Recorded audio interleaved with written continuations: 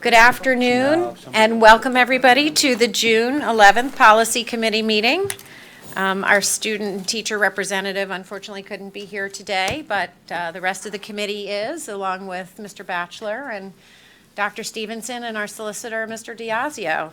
So are there any administrative remarks, Dr. Stevenson, you'd like to share with us today?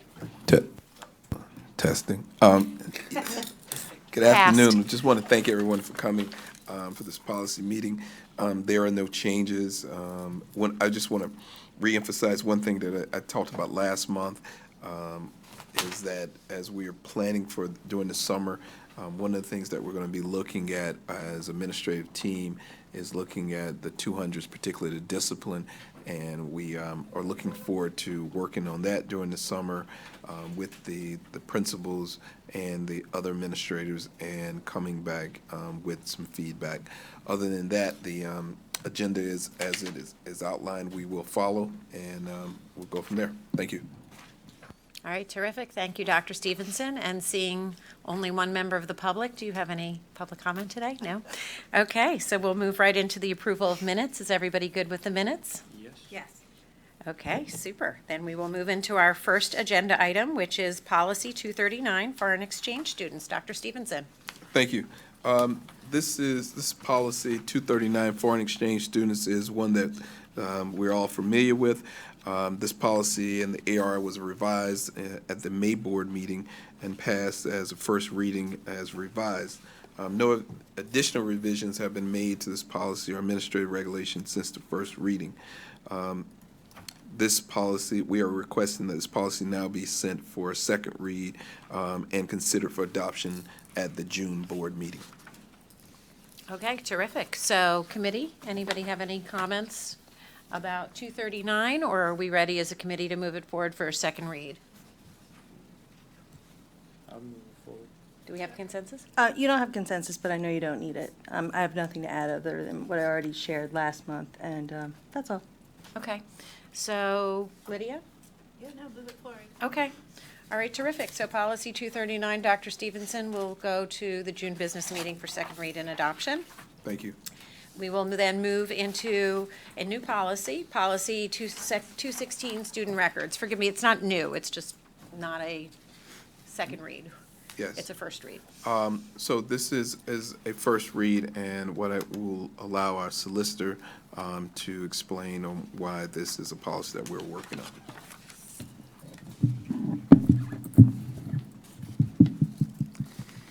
Thank you. Policy 216 was identified a while back as a policy that we may need to take a look at. The policy has not been changed very significantly. Some of the language that was listed under guidelines has been moved to an administrative regulation. The other changes to the policy are relatively minor in nature. The administrative regulation is new, and the existing administrative regulation was very lengthy and wasn't broken down and grouped in by topics, and it didn't read very easily. So the AR has been completely replaced, and essentially the AR addresses the way in which the district collects information, shares information, discloses information, and uses information contained in student records. And there's not really much in the AR that is not required by law. Most of this comes directly from FERPA. So just to give some of the highlights of the administrative regulation, the AR talks about the annual notification of rights, which goes out to families every year, which talks about the rights that families have with respect to records, the right to inspect, the right to seek amendment to records, to consent to the disclosure of directory information. If you continue further in the regulation, some of the other major topics include a procedure when parents want to access their student records. There's a timeline laid out, 45 days, which is consistent with FERPA. There's some specific requirements with respect to discipline records, and especially how they're shared with other schools.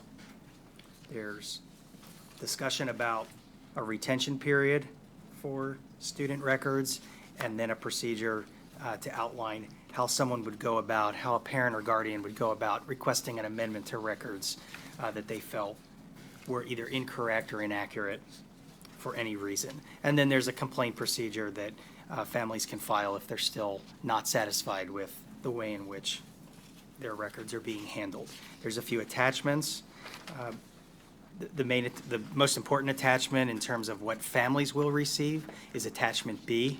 This is the annual notification of rights, which should either go in a handbook or go out to families every year to advise them of what records the district classifies, or what information for that matter the district classifies as directory information, and outlines a timeline and a procedure for opting out of that disclosure if families so choose. And the retention schedule is attachment C.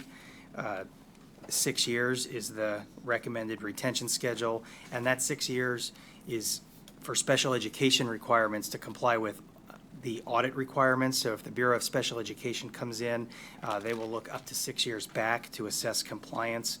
And so it made sense to just keep all records on that timeline, since it would be hard to go through and sort out a student's special education records from non-special education records. So that's sort of a high-level summary. If there's any questions about anything, certainly happy to address them. Okay, terrific. Thank you for that overview. Let's start with committee members and see if you have any questions. Yeah, just a clarification. So there was a previous AR, but we're not looking at it because it's changed so dramatically, is what you're saying? Okay. I think it was 18 or 20 pages long, if I recall, and the information is not necessarily different in terms of what's in this AR. It's just laid out a little bit differently. And is that last piece that's all redlined, is that now put in the AR? Is that why that's all disappeared?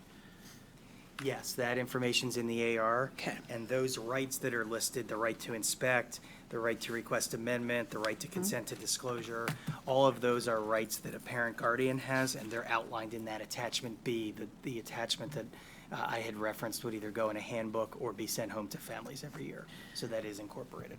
Got it. Okay. So operationally, does this have any impact? I'll defer over here for that. It shouldn't. It shouldn't have any operational impact. The only change may be, I don't recall offhand what the prior retention schedule was. It may have been a longer period previously. But in terms of everything else, there shouldn't be any operational changes because, again, this FERPA hasn't changed. So this is really just exactly consistent with FERPA. Okay. Do you have any other questions, Julia? Nothing. Chuck? Yeah, I just have a question that is related to the retention of records for special education students. And you say 6 years, but I know that when we oftentimes do a review, a reevaluation, which Lydia over here does, that includes a lot of information that was even back when the child was, the development of the child and things like that. Yep. Would it be worthwhile to have that information, or do you think that because we're using RRs that have been developed on previous information, that 6 years would be enough? Just a thought. I don't do RRs. And Chuck, Well, I so may have- I may keep have everything misspoke. forever, so Yeah. I'm not maybe the right person to ask. It's 6 years after the student graduates. So That's that, completely different. correct. Okay, Correct. Yeah, I was going to say, I had a whole big closet full of stuff. Okay. And the Bureau of Special Education will only look 6 years back, but there is an open legal question about how far back a parent can make claims. And so that's why now, instead of just 6 years, we're recommending 6 years from the graduation or when the student's no longer school age. I'm fine with it. Thank you. Any other? I have nothing else. Okay. I just had a couple comments then. On page 1 of the policy, under authority, the last sentence says, "The notice shall be modified to accommodate the needs of the disabled or those whose dominant language is other than English." And I assume that the way we do that, I mean, this, the notice is put into handbooks, and those handbooks are available online. And we have a function on our website where you can convert English into a variety of other languages. And I guess I just wanted to make sure that when you convert something into another language, do the attachments go into the other language as well? Otherwise, how does someone who needs it whose dominant language is other than English be able to see it? I'm not sure that that translate function works on board docs, especially with the attachments, but there are, the school district has, all school districts have obligations, whether it be permission forms or whether it be special education consents, things like that. There's always an obligation to provide information in the language that the student primarily, speaks, their dominant language. When a student enrolls, they take the home language survey, and that sort of puts the district on notice about students that may need assistance. And usually, I'll defer to the two of you to confirm, but usually the building principal will know the families in their buildings that need translation services, and those things are generally arranged at the building level. So we were just talking about this. There is a program I just learned called Elevation that translates documents for parents into whatever, it sounded like any language. And some of the more obscure languages, the translations aren't that good, apparently. But we're required to do that. That's part of the new EL guidelines, I guess the laws. So these are something that I would think could go through this program, this Elevation program, that can translate stuff for us.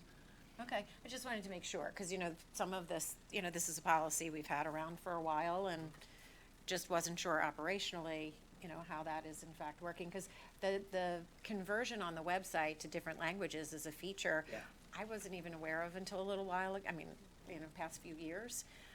And when Michael Petiti did the communication survey and asked that question on the survey of the community, are you aware that the website can be translated into a variety of languages? I don't think the yes response was very high at all. So it might be something just to consider maybe through Michael of reminding families each school year that they can access information through the website in a variety of languages, because it's not super easy to tell even how to do that on the homepage.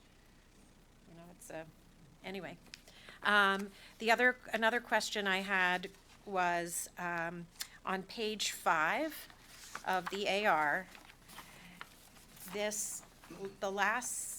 sentence right above directory information says, "Examples of the exceptions to FERPA under which prior consent is not required to disclose information include but are not limited to the following directory information." That refers back to a public comment that we got last month that's questioned whether or not homeroom teachers are allowed to distribute class lists, including email addresses with homeroom parents, excluding students that have opted out. Because sometimes, I remember back in the day, the PTO days for me, as a homeroom parent or directory volunteer, sometimes you would try to get information from classroom teachers for contact information from other students, and teachers would say, "I can't do that because of FERPA."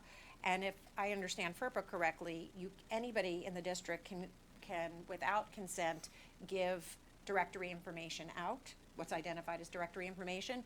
So it's possible, I don't know, I haven't been in the schools in a little while, it's possible the faculty isn't aware that they are in fact allowed to release class lists and things with directory information, and that's not a violation of FERPA. So I just wanted to, I think that's what the question spoke to, if I'm understanding it correctly, and I just wanted to bring that up as a matter of clarification. As we disseminate policies, that might be something to flag. Yeah, I mean, the names and the email addresses, that would be directory information that could be shared unless the student has opted out. There would also be an argument that under certain cases, when volunteers are performing services for the district, they're actually considered school officials. And so it's not necessarily the directory information exception that you're disclosing under, it's the fact that it's a school official. So my sense is that through one of those two exceptions, that information could be shared. So I can't speak exactly on behalf of the public commenter, but I guess this question is for Dr. Stevenson, maybe to follow up on that perhaps and make sure there, unless you feel confident there isn't any misunderstanding around that on occasion. Well, I think the issue that I would say that I would defer this, Tate would like to pause with this and have conversations with the administration, because what we want to do is make sure that any information that we're sharing, even though it's allowable, that we're doing it in a way that it's meaningful and it makes sense.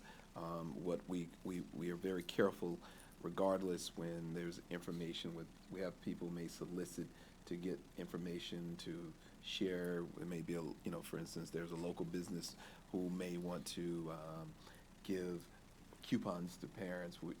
We want to make sure that before we move forward with just saying a yes or no about that is clearly outlined for our administrators and our teachers on what those guidelines are, and so they are educated in a way on how to share or not share the information. Okay. But I will add this to the list of things to consult with the superintendent and the directors of how to best share that information. Okay, great. Thank you very much for that. Have a follow-up on that Sure. particular issue?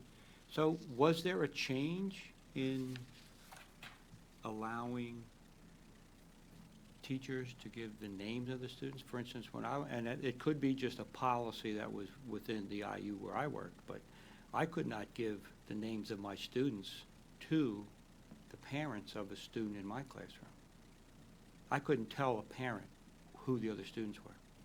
That wouldn't, and again, that could have been just what their policy was that they had, but Classless, you mean?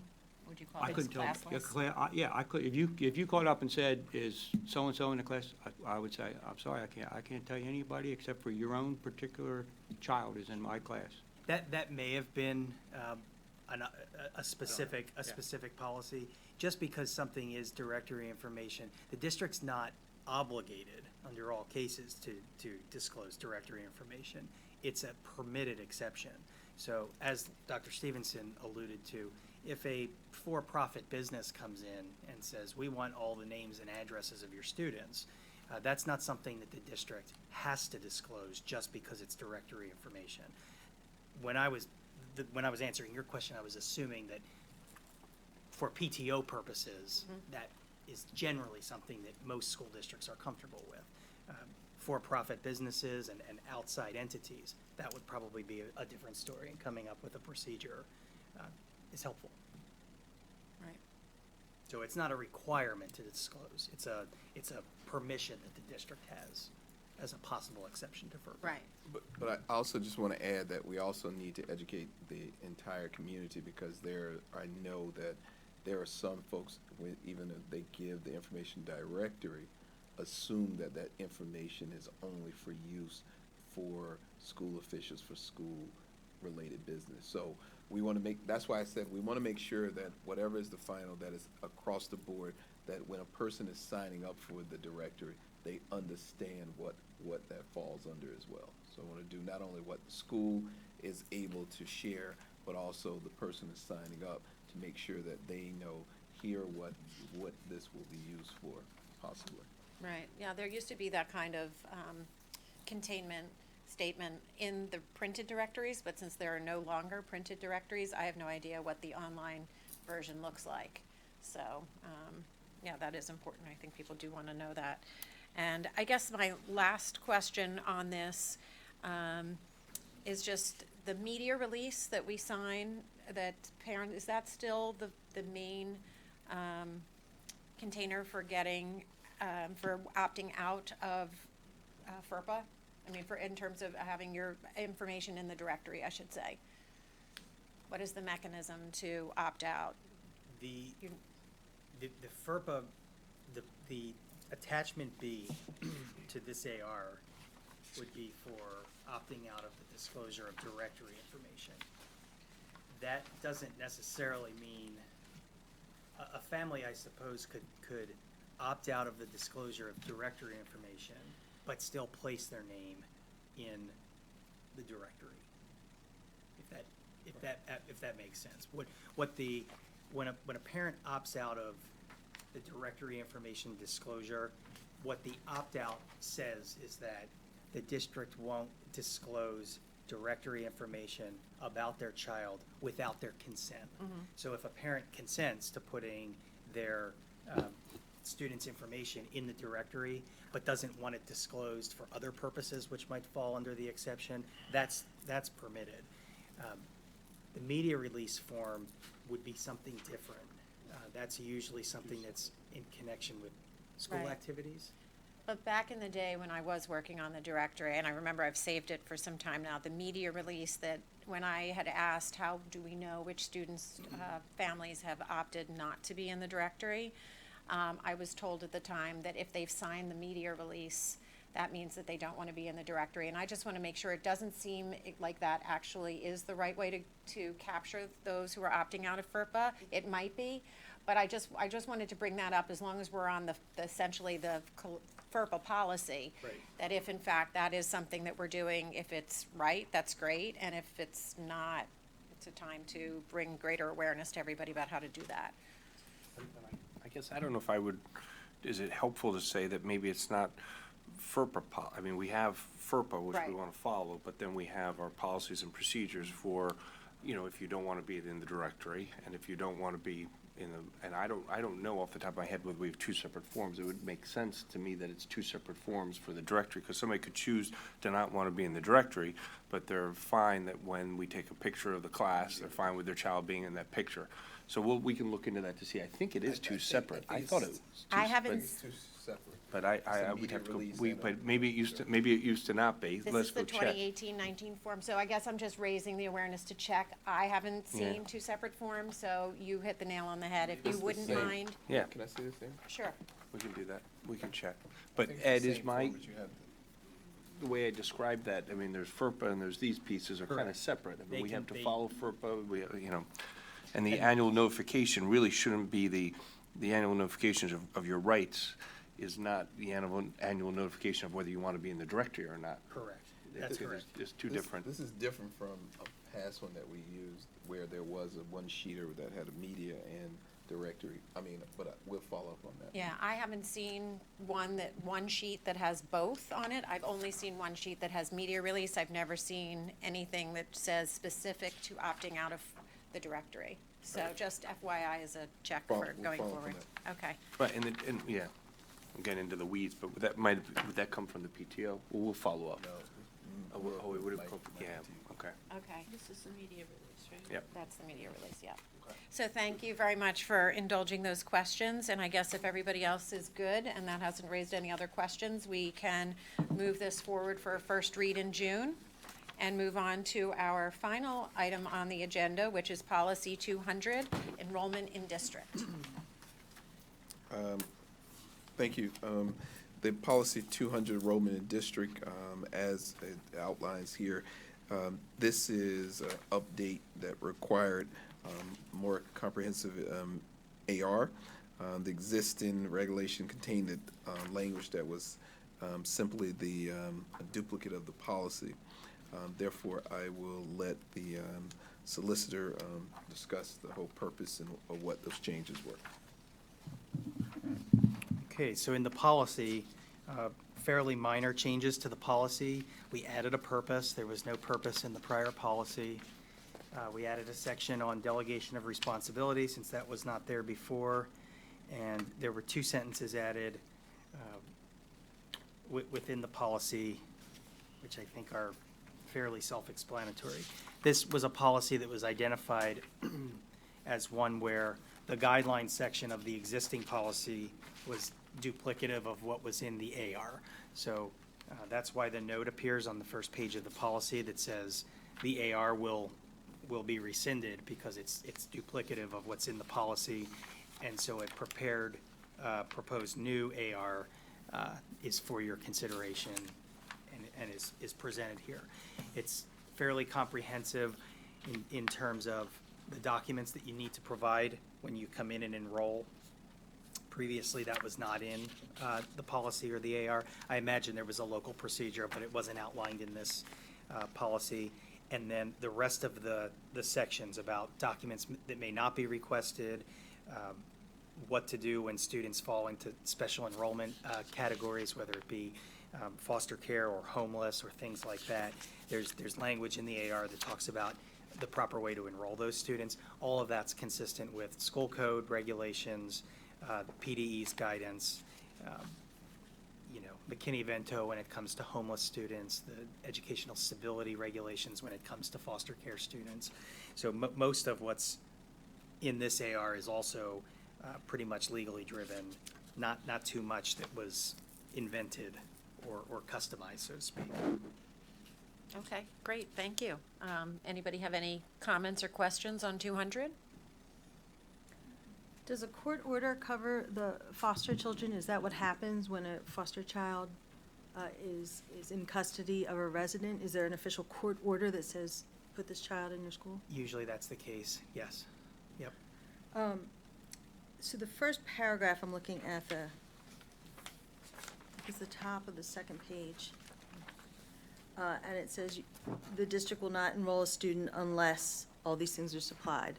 And the following paragraph says, however, unless the student's homeless, then you don't. So my question, they seem opposite in that, so, and I know we went over this previously, so just please refresh my memory. So if a family comes to Radnor and says, we just got here, we just arrived, and we don't have a home, we're obligated by law to enroll them. Correct. Under So- McKinney-Vento, yeah. So that first paragraph, is that still legal? Is that still allowed? If we're saying you have to, How do they arrive here? You know what I mean? Well, if they're couching, so like, so for instance, I'm sorry, I'm doing a sidebar with the superintendent. So there are a couple of ways. If they are so most of the folks that we have who are under there in the homeless and McKinney-Vento or residents who actually are somewhere else that we have to transport.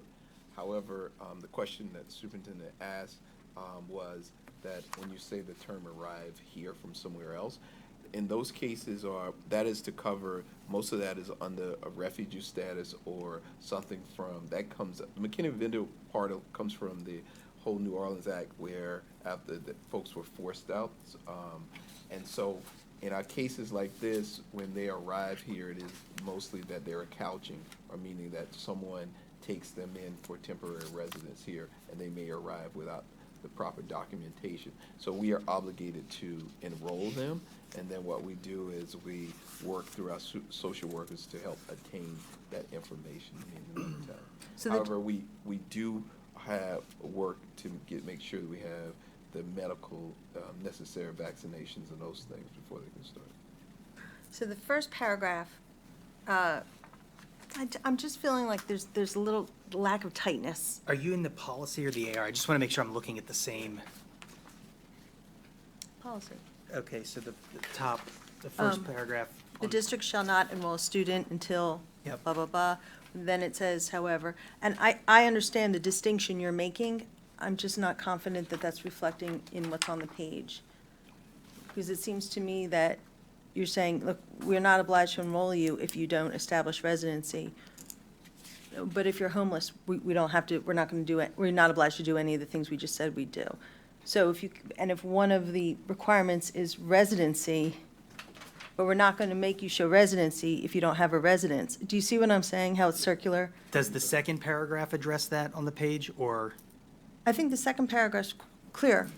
You know, if you're a homeless student, then we're going to do this. My question is, if you say to me, if I came and I said, and you said, show me proof of residency, and I said, I don't have a residence, and then I'm automatically considered homeless? The district has an obligation to find homeless people. So if someone shows up and they're not able to meet the enrollment requirements, folks here would be trained to look for flags for I somebody understand, that's I homeless. understand the difference, I understand what you're saying. Yeah. I understand, I'm just saying do you see the circular I conundrum do. here that I'm looking at? Yeah, and I'm wondering if we can put clarifying language in. And I don't know how, I would suggest if I had thoughts, it's just that I'm seeing, So basically, basically, if you come here and you say you're homeless, we don't require documentation. We quickly have to provide you with an education. Right. And that's part of the law that had passed, correct? But if you come here and you are a resident, you then have to, your child has to go through all these other things. Yes, but, So- so friends, there are still certain procedures. So I'm thinking about a case if someone shows up in a car and say they're homeless, and they want to enroll their children here. Like, well, again, we have, if that's what they're saying, we work through us, social workers and the IU that has a McKinney-Vento liaison to work with identifying those things. If all those things, in the meantime, while we're trying to verify that situation, that child is allowed to attend. If it's determined that it is not homelessness, then they would fall under the other prerequisites to supply the adequate proof of documentation. And Anthony, help me out. In, like, the situation we're going down, the hypothetical, odds are, one of the things we first want to find out is where has that child been educated? Yes. And in most of those cases, the homelessness would probably drive them to continue where they've been educated.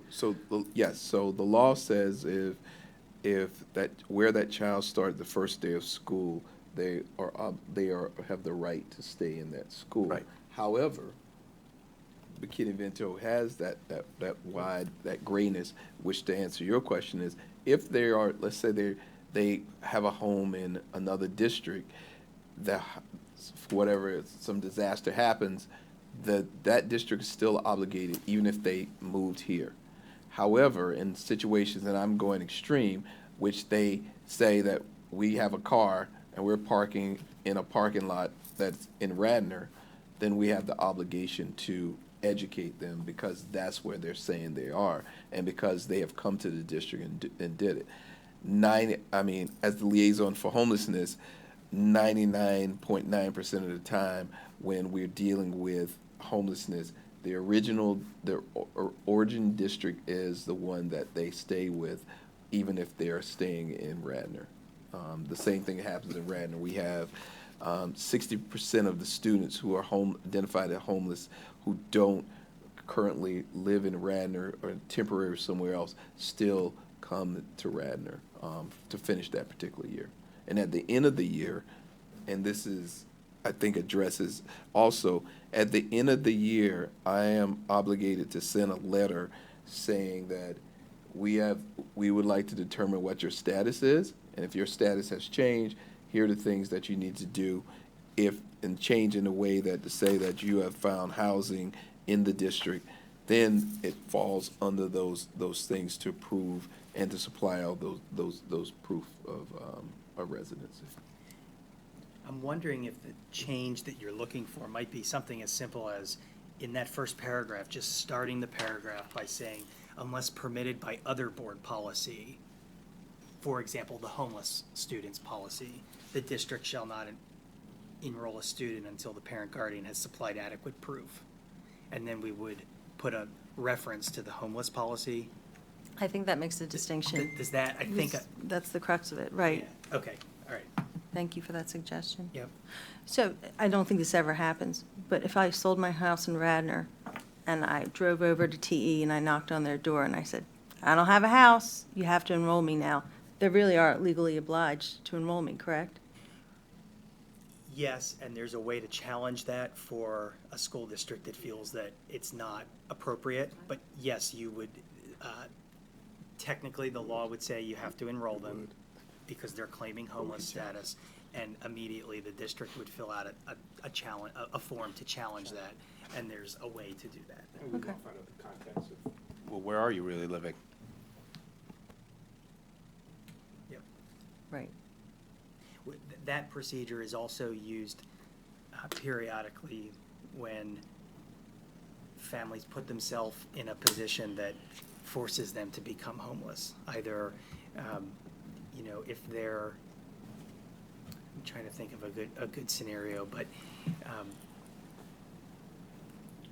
family takes affirmative action to lose their housing. They abandon their housing, or they, deliberately damage the home so that it can't be inhabited. Not something like a tree falls on the roof and there's damage, but there's deliberate action to force yourself to be homeless.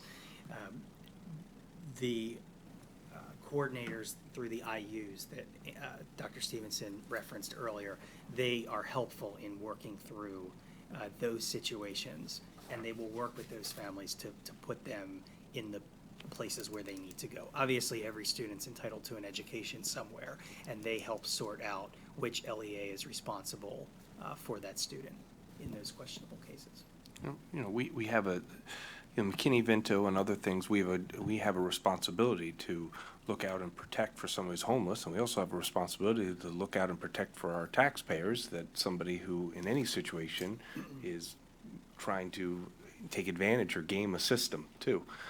So we have both pieces of that as well, and that it can be a very tricky, nuanced issue when we start talking about residency and we start talking about homelessness and all of those pieces in there. But I think, as Anthony shared, the vast majority of the cases are situations that stem from, and I would say that in other districts as well. I think this is consistent throughout, school districts in the Commonwealth, that the vast majority of these situations when we're dealing with homeless, it's dealing with students that are currently on our rolls, and then something happens, and then it's looking at, and often there's communication with the other school district as well, that where they end up, and there's conversation, as Dr. Stevenson shared, with the what happens at the end of the year, and what makes the most sense for the students and the family as we move forward. But 99%, I would say, is inaccurate. It's students we currently have. Now, that brings me to a real question. The others weren't? The other ones weren't. Now, the apartment building that was next to the police station was recently sold and renovated, and now it's been upscaled. And there were many of our students who were living in there, and now they don't have a home. Or how is that playing out compared to this? I mean, what responsibilities do we have to educate them? And like you said, at the end of the year, are we then going to have to continue to educate them in September? Well, you ask a good question, and Thank you. the procedure for that was that happened towards the end of last year. So those students who were the residents who were a part of that, for those of you who are not familiar, the Regency, which is behind the police station, the social workers and I worked with identifying those families who self-identified themselves as saying that they needed some assistance. So the first thing was to help secure some type of housing. And the way that we help secure as the district is give them information about agencies and other opportunities to secure housing. Of those identified, and I don't have the numbers in front of me, but I'll be glad to send them to you, is that those students were not automatically students anymore, because over the summer, about half of them found housing either in another district or somewhere else. The other half, at the beginning of the year, were identified, and we're talking about six to eight students, did start under the McKinney-Vento, And we worked with them with transportation and those kind of things to identify it. And now, like I said before, we're now at the end of the year. Some of those students have found between the year, even though they, allowed to finish up the school year ran there. So, a couple of those families have found secured housing in other districts, and they will be going to those districts starting next year. Thank you.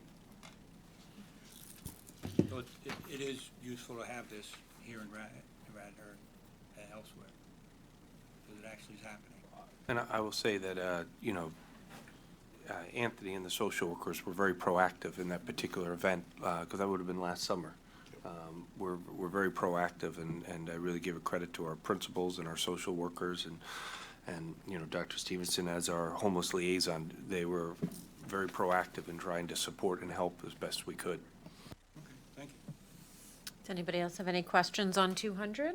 No? So we are ready to move this forward for a first read at the June meeting. Well, can you just clarify what the language that you're putting in? Wasn't there a change or something? Yeah, so the first paragraph on page 2 of the red line policy, we would just start by saying, unless permitted by other board policy, comma, the district shall not enroll a student until the parent guardian has supplied adequate proof, and that sentence continues. I'm sorry, Ed, one more time, unless, Permitted by other board policy or applicable law, because if there's a legal change.